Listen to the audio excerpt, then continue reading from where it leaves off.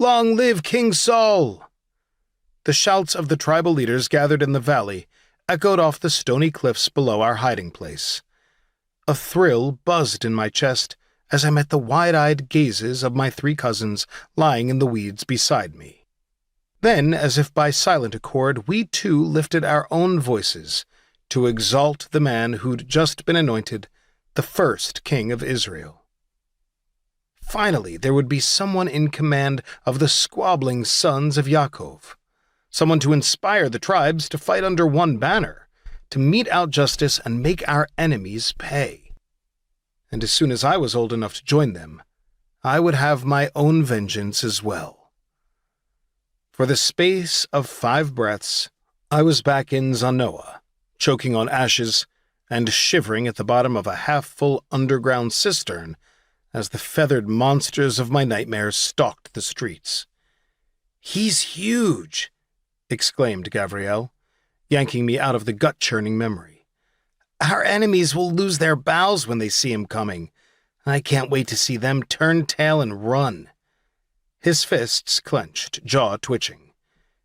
My cousin was nearly as hungry for battle as I, but would have to wait 2 years longer than me to join the army. I nudged him with an elbow. "Soon enough we'll both march in the king's ranks, carrying weapons you've made." Gavi's eyes flared, then took on a far-off look. "Perhaps, if I had the right tools and an actual supply of iron ore instead of scraps from old tools and broken knives."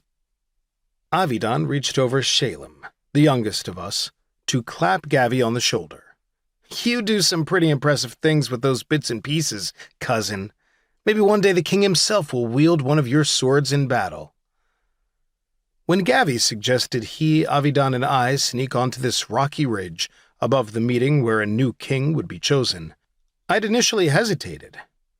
Our families had come to Naioth to celebrate the autumn festivals a week ago, and would remain until the booths we'd built for Sukkot were disassembled before the arrival of a new moon.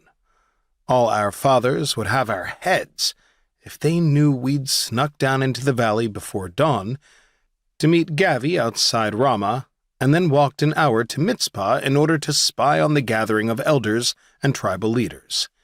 But the temptation to see a king selected by lots was far too enticing. So I'd agreed, with the understanding that Shalem, our spoiled younger cousin, was not to be included in the scheme.